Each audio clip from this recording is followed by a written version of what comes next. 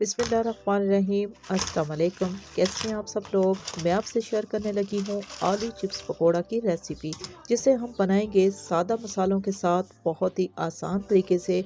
इस तरह के ये इंतहाई खस्ता और करारे बनेंगे।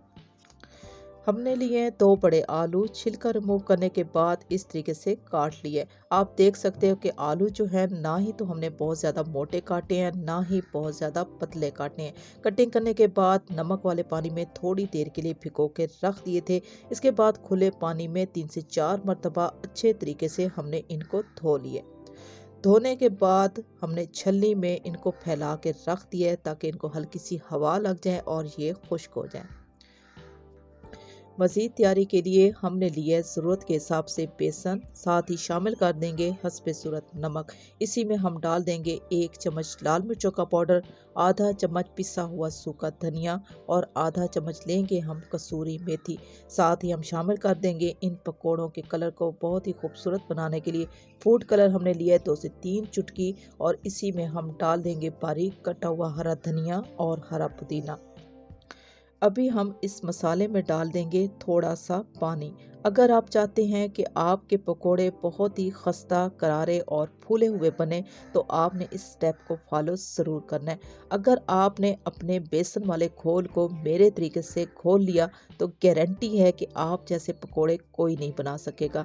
हमने डाल दिया थोड़ा थोड़ा पानी। अब इसी घोल को, बेसन वाले मसाले को, हमने थिक सा घोल लेना है। पतला नहीं घोलना, थिक सा घोल लेना है।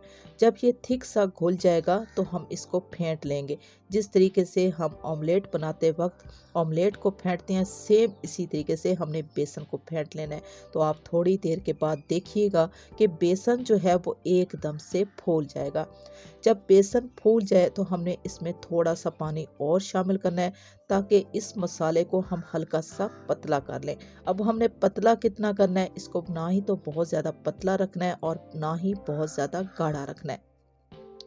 अभी आप इस घोल को अच्छे तरीके से देख लें। अगर चम्मच से घोल आसानी के साथ नीचे ना गिरे, तो आपका जो घोल है बहुत ही परफेक्ट किस्म का तैयार हो चुका है। तो यकीनन आपके जो पकोड़े हैं बहुत ही खस्ता, करारे और फूले हुए तैयार होंगे। अभी हमने ऑयल को तेज़ गरम कर लिया है। तेज़ गरम ऑयल में हम तमाम जो पकोड़े हैं इसी तरीके से डाल देंगे। इस बात का आपने ख्याल रखना है, जब तमाम पकोड़े आप ऑयल में शामिल कर दें तो फ्लेम को आपने हल्का कर लेना है।